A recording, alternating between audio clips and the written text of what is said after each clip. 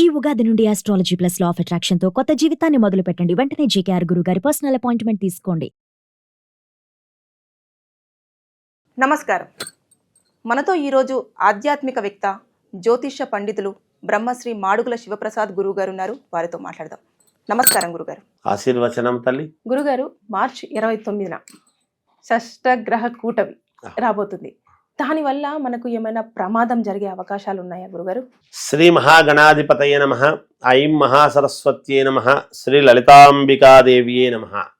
షష్టగ్రహ కూటమి ఈ మార్చి 29వ తారీఖు శనివారం నాడు అమావాస్య అన్నీ ఒక్కసారిగా వస్తున్నాయి అనేటువంటిది మనకు తెలుస్తూ ఉన్నది. అయితే గతంలో ఒక్కసారి ఇట్లాంటి షష్టగ్రహ కూటమి అనేటువంటిది వచ్చినప్పుడే మనకు కరోనా అనేటువంటిది ఒకటి కొత్తది చూసాం. మరి ఈ సంవత్సరం కూడా అలాంటిది ఏమైనా వస్తుందా అనేటువంటి ఒక్క ఆలోచన చేస్తే అంత ప్రమాదకరమైనటువంటిదైతే ఏమీ రాదు. కానీ కాకపోతే శని ఎప్పుడు కూడా శనివారానికి శని ఆధిపత్యం, శని దేహపీడాకారకుడు అనేటువంటిది ముందు గమనించాలి మనం అందరి జాతకాల్లో కూడా. అందుకని ఈ శని కూడా కుంభము నుండి స్వక్షేత్రము నుండి కూడా మీనములోకి రావటం, అలా మిగతా గ్రహాలు కూడా అక్కడ ఉండటం, రాహు బుధుడు చంద్రుడు అందరు అక్కడే ఉండటం అనేటువంటిది జరుగుతూ ఉన్నది. ఇవన్నీ చూసుకున్నప్పుడు మరి మానవ జాతికి ఎటువంటి ఇబ్బందులు ఉన్నాయి అనేటువంటిది ఒకసారి గ్రహించాలి. ఒక షష్టగ్రహ కూటమి అంటే ఏముంది లేని మనం చాలా తోసి పారేస్తుంటాం ప్రతిదీ కూడా. అయితే అమావాస్య నాడు మనస్సుకు మనఃకారకుడైనటువంటి ఇది చంద్రుడి యొక్క ఇది అమావాస్య అనేటువంటిది శనివారము అమావాస్య అక్కడ జరుగుతూ ఉన్నది. అందువల్ల ఈ ఎట్లా ఉంటుంది అంటే కొన్ని ఇబ్బందులుగానే ఉంటాయనే చెప్పాలి అందరి జీవితాల్లో కూడా కొంతవరకు ఈ షష్టగ్రహ కూటమి అనేటువంటి ప్రభావం చేత. అయితే వాటిని ఎలా అధిగమించాలి, మనము ఏమి చేసుకుంటే మేలు అనేటువంటి దాని దగ్గరికి వెళతాం. ఎందుకు? అక్కడ రవి సూర్యుడు అక్కడే ఉండిపాయ, బుధుడు బుద్ధికి సంబంధించినటువంటి మనం ఏ నిర్ణయం తీసుకున్నా వాడు అంతా మంచివాడే, వాడు కొంచెము బుద్ధే వక్రం అంటూ ఉంటాడు. అంటే బుద్ధి వ్యాపారకారకుడు బుధుడు, పండితుడు మన పాండిత్యాన్ని ఏమి చేయనీయకుండా చేస్తాడు అక్కడ ఉండేటప్పటికీ. తర్వాత రవి వెలుగునిచ్చేటువంటి వాడు అక్కడున్నాడు, అమావాస్యతో కూడి అక్కడ మన అమావాస్య నాడు మీనంలో ఉంటున్నాడు. రాహువుతో కలుస్తున్నారు అందరూ కూడా. అందరూ రాహువుతో కలిస్తే అర్థం ఏమిటి? మనం ఏం చెప్తున్నాము? మామూలుగా గురు చండాల యోగం, గురువు రాహుతో కలిస్తే గురు చండాల యోగం అంటున్నాం.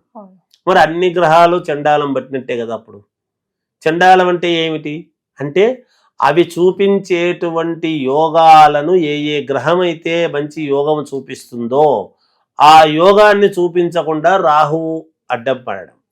అందుకే కదా ఉదాహరణకు సూర్యగ్రహణము అంటే సూర్యుడికి రాహు అడ్డం వచ్చినాడు కాబట్టి సూర్యగ్రహణం అంటే ఆ వెలుగును తోసేస్తున్నాడు. అలాగే చంద్రుడికి అడ్డం వస్తే రాహువు చంద్రగ్రహణం. అందుకు కదా రాహువు యొక్క ప్రభావం, రాహుకేతువుల యొక్క ప్రభావం ఎంత తీవ్రంగా ఉంటుంది అనేది ఒక్కసారి ఆలోచన. మంచి కూడా జరుగుతాయి, మంచి కూడా చేస్తారు. రాహు ఒక్కసారి అనుకుంటే పాతాళ లోకంలో ఉండేటువంటి వాడిని ఆకాశానికి కూడా ఎత్తుతాడు రాహు. ఆకాశంలో ఉండేవాడిని పాతాళ లోకానికి పడేస్తాడు. అది వాళ్ళ జాతకము లగ్నాన్ని బట్టి. అంటే ఏదైనా ప్రత్యేకమైన రాశుల వారికి ఇబ్బంది కలిగే అవకాశం ఉందా గురుగారు? అంటే ఇప్పుడు మామూలుగా ఈ మీనరాశిలో ఏర్పడబోతూ ఉన్నాయి కాబట్టి మీనరాశి వాళ్లకు అనుకూలాలు ఉన్నాయి, కొన్ని ఇబ్బందులు ఉంటాయి. అలాగే మీనానికి 2వ ఇంట్లో మేషం అవుతూ ఉన్నది. మేషరాశి వాళ్లకు మీనము వ్యయం అవుతుంది. కాబట్టి అలా కొంతమందికి మేషరాశి వాళ్లకు చిన్న ఇబ్బందులు కొంచెం ఇలా ఒకరికి ఏమిటి అని ఇలా చుట్టూ తిరుగుతూ మనం వస్తే 12 రాశుల వాళ్లకు కూడా ఎవరికైనా ఏమైనా సరే ఏర్పడబోతున్నది ఏమిటి అంటే షష్టగ్రహ కూటమి. ఈ 6 గ్రహాలు అక్కడ ఏర్పాటు ఎప్పుడైతే అవుతూ ఉన్నాయో వీటి వలన మిగతా గ్రహాలు ఏమున్నాయి, ఇంకా 3 పక్కన ఉండేది. అందుకని ఈ సంవత్సరం 6 పాపగ్రహాలు 3 పుణ్యగ్రహాలు అయినాయి. 6 పాపగ్రహాలైన ఈ విశ్వావసునామ సంవత్సరము మరుసటి రోజు 3 మంచి గ్రహాలు అయినాయి. ఇక్కడ 6 గ్రహాలు ఇక్కడ ఏర్పడి షష్టగ్రహ కూటమి అనేటువంటిది ఏర్పడడం వలన అందరి జీవితాల్లోనూ మేలు జరగాలి అంటే పరిహారం ఏమి చేసుకుంటే వీళ్లకు యోగం ఉంటుంది అంటే అమ్మ నేను చెప్తాను చూడ, అందరూ కూడా నవధాన్యాలు దానం ఇవ్వటము.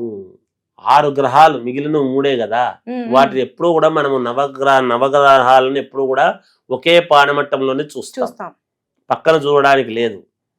మిగతా గ్రహాలు మంచిగా ఉన్నాయి కదా, మిగతా గ్రహాలకు సంబంధించినటువంటి ధాన్యం మేము ఎందుకు ఇవ్వాలి అని అనుకోవచ్చు. అట్లా కాదు, మనకు మేలు జరగాలి, మనకు అన్ని రకాల యోగం జరగాలి అని అనుకుంటే అందరూ కూడా ఎవరైనా ప్రతి వాళ్ళు కూడా ప్రతి రాశి వాళ్ళు కూడా అన్ని రాసుల వాళ్ళు మనకు మేలు జరగాలి అని అనుకుంటున్నప్పుడు ఏం చేయాలి అంటే నవధాన్యాలు కొని దానము ఇవ్వటం అనేటువంటిది చాలా శ్రేయోదాయకమైన విషయం. ఏది శక్తి లేని వాళ్ళు, శక్తి ఉన్నటువంటి వాళ్ళు నవగ్రహ పూజ చేసుకొని నవగ్రహ హోమము చేసుకుంటే మరీ మంచిది. చేసుకోవాల్సినటువంటి విధానము ఇది తెలుసుకోవాలి. అంటే ఒక్కసారి చేసుకుంటే సరిపోతుంది, ఒకసారే చేసుకోవాలి. అలా చేసుకుంటే మేలు జరుగుతుంది. ఆ రోజే చేసుకుంటే మంచిది. ఆ రోజు తర్వాత అయినా ఎప్పుడో ఒకసారి చేసుకోవచ్చు వెంటనే. అది ఏమిటి, 1 నెల లోపల చేసుకుంటే మంచిది. ఎప్పుడైనా కూడా పద్ధతి ఉంటుంది కదా, మామూలుగా 27 రోజుల లోపల చేసుకోవాలి. ఈ షష్టగ్రహ కూటమి ప్రభావం అనేటువంటిది 27 రోజుల లోపల ఎప్పుడైతే చేసుకుంటారో ఆ రోజే చేసుకుంటే మంచిది. లేదా వారం లోపల చేసుకోవటము, లేదా 16 రోజుల లోపల చేసుకోవటము, లేదా 21 రోజు లోపల చేసుకోవడం, 27 రోజుల లోపల చేసుకోవడం. ఇంకా నెల తిరగకుండా మళ్ళీ ఆ మాసము మళ్ళీ దాటిపోకుండా అనేటువంటిది చూసుకుని ఎప్పుడైతే చేసుకుంటారో వాళ్లకు చాలా వరకు మేలు జరుగుతుంది. ఒక్కసారి ఉపశమనం, మమ్మల్ని అనుకున్నారు, మమ్మల్ని చేసుకున్నారు అనేటువంటి తృప్తి కలుగుతుంది. ఇది చేసుకుంటే మేలు జరుగుతుంది. ఎవరైనా తల్లి ఎవరి శక్తి అనుసారం వాళ్ళు అనుకూలంగా చూసుకొని చేసేసుకోవడమే.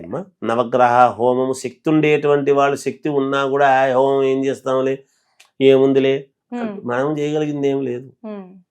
నవగ్రహాలను బట్టే మన స్థితిగతులు, మానవుడి యొక్క జీవితం నడుస్తుంది. ఆకాశంలో ఉంటాయి గ్రహాలన్నీ కూడా.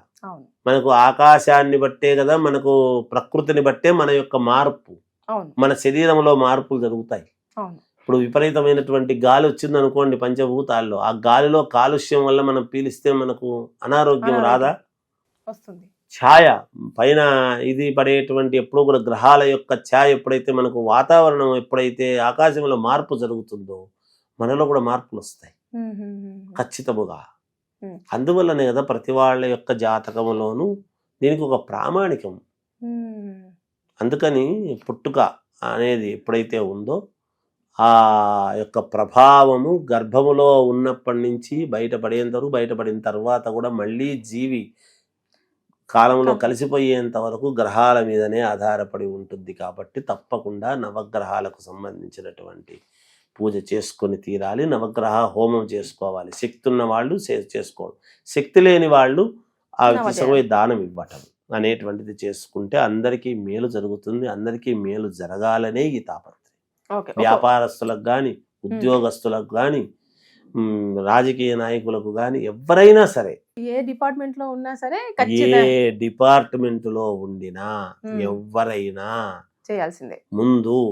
ముందు మొట్టమొదట ఈ సంవత్సరము ఆఖరు, మళ్ళీ తర్వాత వెంటనే మనకు ప్రారంభము రెండు ఉంటుంది. కాబట్టి నేనేమంటున్నా అంటే సంవత్సరం ఆఖరిది కదా, అదే రోజే అందరూ పరిగెత్తిపోలేరు కదా. కాబట్టి 27 రోజుల లోపల ఒక మండలము ఉంటుంది, మండలం లోపల అని ఓ పద్ధతి ఉంటుంది. కానీ 41 రోజు కదా మండలం అంటే. ఇక్కడ మనం ఏం చేస్తామంటే మామూలుగా పుట్టినప్పుడు ఏదైనా దోషం ఉంటే, నక్షత్ర దోషం ఉంటే మనం నెలకు లోపల చేసుకుంటే మంచిది అని చెప్తాం. ఈ దోషము కూడా అలాంటిదే. మీనములో పైగా మీనం ఏమిటి? మొట్టమొదట భగవంతుడు ఎత్తినటువంటి మత్స్యావతారమే మొట్టమొదటి అవతారం. ఆహా. శ్రీకృష్ణ భగవానుడి యొక్క మొట్టమొదట ఎత్తినటువంటి అవతారము మత్స్యావతారం. అటువంటి మత్స్య మీనములోనే ఏర్పడ్డాడు. మనకు శ్రీ మహావిష్ణువే ఆధారము. ఎందుకు? ప్రతి మనిషి పుట్టుక నుంచి పైకి ఎదగాలి అని అనుకుంటాం. అందుకే శ్రీ మహావిష్ణువు ఎక్కడైనా నిలబడే ఉంటాడు గాక ఆశీర్వచనం చేస్తూ, ఎదటివాడు ఎదగాలి అని, తన ఎత్తు ఎదగాలి అనేటువంటి భావనతో. అందువలన ఇవన్నీ కూడా అంటే మనం ఏదో ఊరికనే చెప్పినాం, మళ్ళీ పండుకొని ఉంటాడు కదా విష్ణువు పాల సముద్రంలో అంటే, పాల సముద్రంలో పడుకున్నటువంటి విష్ణువు మనం పోయి నమస్కారం చేసుకోము. ఎక్కడైనా శ్రీ మహావిష్ణువు అంటే లక్ష్మీదేవి విష్ణువు ఉండేటువంటివి నిలబడే ఉంటారు. ఎందుకంటే ఎదుగుతూ రావాలి, మనం ఎదగాలి అని. అలంకార ప్రియో విష్ణువు. అందుకని మనం ఎక్కడైనా కూడా వివాహాలు చేసుకున్న రామాలయము విష్ణు పరంపర అయినటువంటి ఆలయాల్లోనే చేసుకుంటాం. ఎక్కడ శివాలయాల్లో పెళ్లి చేసుకోమి, రామాలయము కానీ లేదా గణపతి ఆలయం కానీ అమ్మవారి ఆలయాలు కానీ ఇట్లాంటి చోట మనం చూసుకొని చేసుకుంటాం. శ్రీ వెంకటేశ్వర కళ్యాణ మంటపము అని ఇట్లా మనం కృష్ణుని దేవాలయాలు ఇట్లా దేవాలయాలను మనం ఎక్కువగా ఆ మండపాలను చేసుకుంటాం మనం. అందువల్ల అది తల్లి దాని యొక్క ప్రామాణికం. షష్టగ్రహ కూటమి వల్ల మనకు ఎంతవరకు ఇబ్బందులు ఉన్నా కూడా మనం ఈ యొక్క పూజ అనేది నవగ్రహ పూజ ఆరాధన చేసి నవగ్రహ హోమం చేసుకుంటే మేలు జరుగుతుంది. అంటే జరగబోయే ఇబ్బందులను కొంచెం తొలగించుకున్న వాళ్ళం అవుతాం. జయం.